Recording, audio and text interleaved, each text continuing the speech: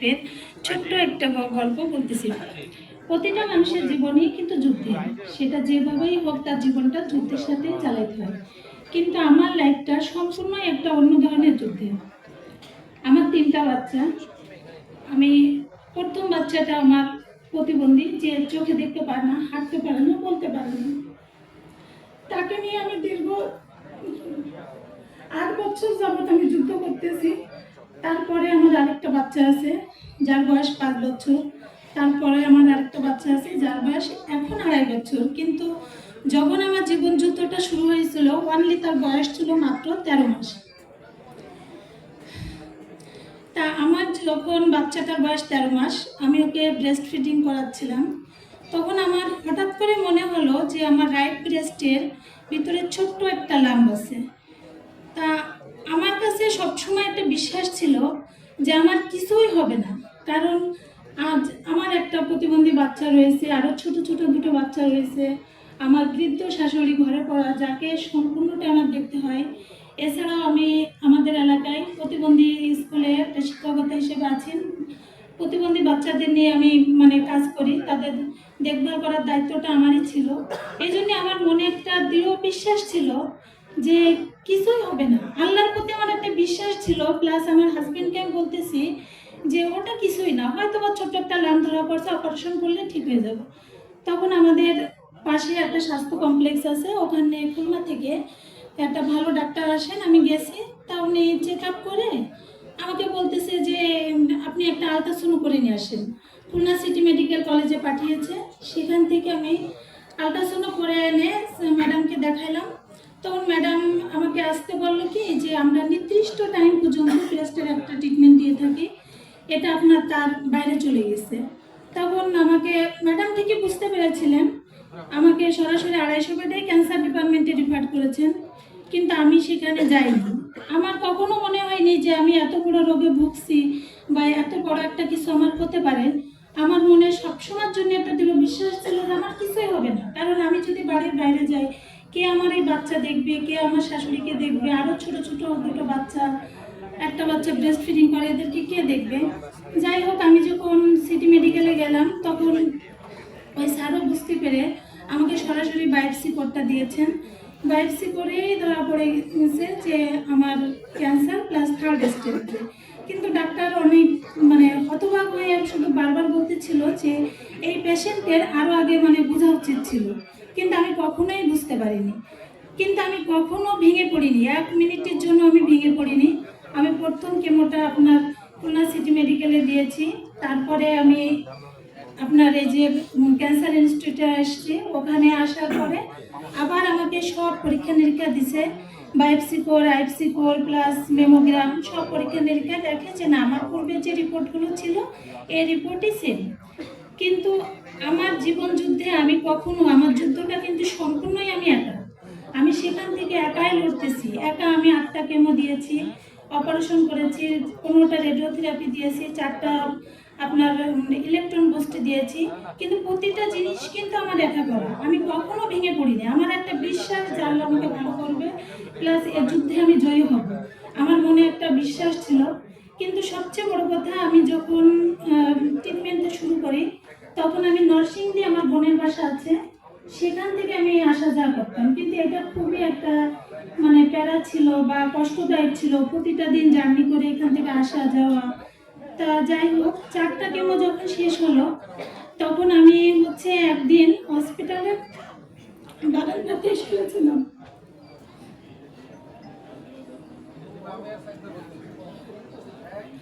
তখন আমাকে একটা মায়া দেখে বারান্দায় বলতেছে, যাকু আপনার তো ঢাকা শহরে থাকার সমস্যা, তা আপনাকে আমি একটা দেই, একটা ঠিকানা দিই, ওখানে এই ক্যান্সার পেশেন্টদের রাখে। তখন আমি সন্ধান পেলাম ব্যাংকাটের। তা বললে, আমি ওকে প্রশ্ন করছি ওখানে কত টাকা দিতে হয়। তা বলতেছে আপু কোনো টাকা দিতে হয় না। তখন ঠিকানা দিল বসুন্ধরার। আমি আবার বলতেছি যে সেখান থেকে গাড়িতে যাওয়া আসা। তা সে আমাকে পুরো আশ্বাস দিছে যে আপু ওখান থেকে কোনো সমস্যা না, ওনারা খুব কেয়ারের সাথে আপনার এখানে দিয়ে যায়, আবার নিয়ে যায়, প্লাস থাকা খাওয়া কোনো সমস্যা না, কিন্তু একটা অভিভাবক লাগে। অ্যাটেন্ডেন্স ছাড়া আমরা নেয় না। এখন আবার একটু সমস্যা পড়ে গেলাম, কারণ আমার সঙ্গে তো কেউ নেই, কোনো অ্যাটেন্ডেন্ট নাই, আমি নিজেই যুদ্ধ করি।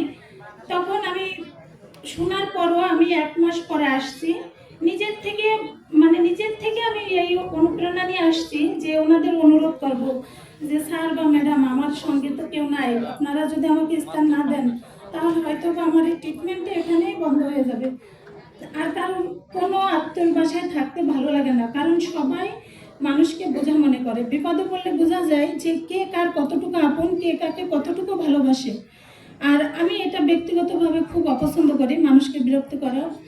তা যাই হোক, আমি যখন প্রথম ব্যাংকাতে আসলাম, আমি আসলে ধারণা করতে পারিনি যে এত বড় একটা প্রতিষ্ঠান, এত সুন্দর তাদের ম্যানেজমেন্ট, এত সুন্দর কেয়ার করে। আমি খুলনা থেকে গাড়িতে করে আসতেছি আর ভাবতেছি আমার ছোট বাচ্চাটা 5 বছর বয়স, ওকে আমি সঙ্গে নিয়ে আসছি যে অনুরোধ করবো বাচ্চাটা যাতে আমার সাথে একটু থাকতে পারে, এরা তো মা ছাড়াই থাকে। তখন আমি যখন আপুদের সঙ্গে যোগাযোগ করে আমি বসুন্ধরা ব্লকে আসলাম, এসে আমি প্রতিষ্ঠান দেখে তো কি বলবো, আমি নিজেই হতবাক হয়ে গেছি।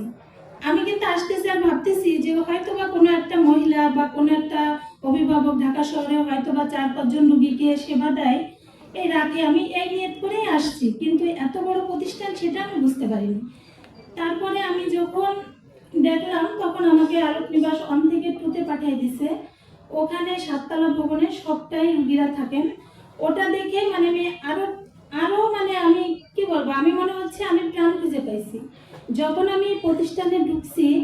প্লাস তারা যেভাবে আমাদের প্রত্যেকটা মুহূর্তের দায়িত্ব, প্রত্যেকটা আমাদের বড় বড় ছাড়রা, ওখানে যারা স্টাফ আছেন, কর্মকর্তা কর্মচারী থেকে শুরু করে প্রত্যেকে আমাদের যে সেবা যত্ন দিছে, সত্যিকার অর্থে আমার তখন মনে হয়েছে যে না, আমার এই যুদ্ধে আমি জয়ী হব, প্লাস আমি ভালো হয়ে যাব।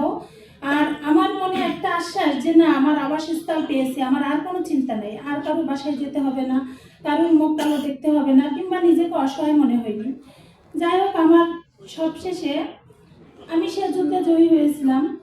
আমি হয়েছি। সুস্থ হওয়ার পরে আল্লাহ হয়তো বা আমার পাশে কোনো কারণে নারাজ অথবা আবার যুদ্ধ করবে। এই যে গত মাসের 8 তারিখে আমি বায়োপসি করেছি, আবার বডি স্ক্যান করেছি, এমআরআই করেছি, তাতে আবার পুনরায় আমার ক্যান্সার ধরা পড়ছে। আগে ছিল ব্রেস্ট ক্যান্সার, এখন হয়েছে আমার হাড়ের ধরছে, প্লাস 4 স্টেজে আছে। তা এখন আমি ভেঙে পড়িনি। প্রথমে যখন রিপোর্টটা পেয়েছি যে 2 বছর আমার ছোট ছোট বাচ্চারা তারা আমাকে ছাড়া আছেন, তা সেখান থেকে যখন সুস্থ হয়ে আমি তাদের মাঝে গেছি, প্রথমে 1-2 দিন কান্নাকাটি করছি, ভেঙে পড়ছি, তারপরে আবার আমি শক্ত হয়েছি যে ইনশাল্লাহ এবার যুদ্ধে আমি জয়ী হব। আল্লাহর রহমতে সবার দোয়ায় আমি এবার যুদ্ধে জয়ী হয়ে আমার সন্তানদের কাছে আমি ফিরে যাব, এতটুকু দৃঢ় বিশ্বাস আমার আল্লাহর প্রতি আছে, প্লাস সবার পাশে আছে। আর সবচেয়ে বড় কথা, আমরা যখন বাড়িতে থাকি বা আমাদের করছে যে 1 মাস হয়ে গেছে আমি ব্যাংকাতে আসছি, আমাদের একটা সবচেয়ে বড় ভরসা ব্যাংকার, যে যেখানে যে আমরা নিরাপদের সঙ্গে থাকতেছি, খাচ্ছি, আমাদের টেক কেয়ার করতেছে, আমাদের একটা অভিভাবক আছে। যেমন কালকে সকালে ওখানে আমাদের একজন স্টাফ আমার রুমে ঢুকছে, ঢুকে বলতেছে আপা এই রুমে কার সাথে কে কে আছে? তা আমি হেসে দিয়ে বলতেছি ভাই এদের সঙ্গে তো সবাই আছে, কিন্তু আমার সঙ্গে কেউ নেই। সে সাথে সাথে বলতেছে কেন আপনার সঙ্গে কেউ নাই বিধায় আপনার সঙ্গে আমরা ব্যাংকাতে সব লোক আছি। আমি আরো প্রাণ খুঁজে পেয়েছি তাদের ব্যবহারে, আচরণে, যে না কখনো আমাকে একা থাকতে দেয় না। তারা মনে করে যে ঝর্ণাপার সঙ্গে কেউ নাই, আমরা প্রত্যেকটা স্টাফ আমরা তার সঙ্গে আছি, প্লাস তারা আমাকে অনেক টেক কেয়ার করে।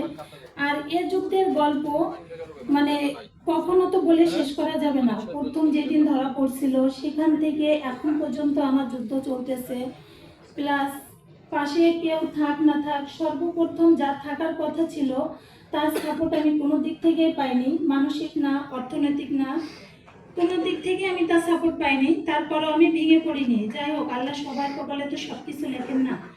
আমার সবসময় একটা দৃঢ় বিশ্বাস আছে, কর্মের ফল অতি নিখুঁত, প্রত্যেকটা ব্যক্তি কর্মের ফল পায়। হ্যাঁ, যে যা করবে সে তাই ফল পাবে। আমি সবসময়ের জন্যই দৃঢ় বিশ্বাস রাখি যে আল্লাহ আমাকে যেহেতু একটা অসুস্থ সন্তান দিয়েছেন, তারপরে আমাকে ছোট ছোট আরো 2টো বাচ্চা দিয়েছেন, আল্লাহ আমাকে এত বড় রোগ দিয়েছেন আমার ইমান পরীক্ষা করার জন্য, যে যুদ্ধের জন্য আমি আল্লাহর পরে যেন আমি ইমান না হারাই। আমার এতটুকু একটাই যে কয়দিন আগে আল্লাহ আমাকে রাখবেন দুনিয়াতে, কোনো না কোনো ওসিলায় ঠিকই নেবে। তা আল্লাহ সবাই দোয়া করবেন। আমি ছোটবেলা বাপ মা হারাইছি, 4 বছর বয়সে 2 মাস 10 দিনের রাত পাশে আমার বাপ মা মারা গেছে। তা এখন যেন আমার সন্তানরা যেন মাহারা না হয়, আপনারা সবাই এই দোয়াটুক করবেন, আমার বাচ্চারা যেন এতিম না হয়। আল্লাহ আমাকে এই যুদ্ধে জয় করেন।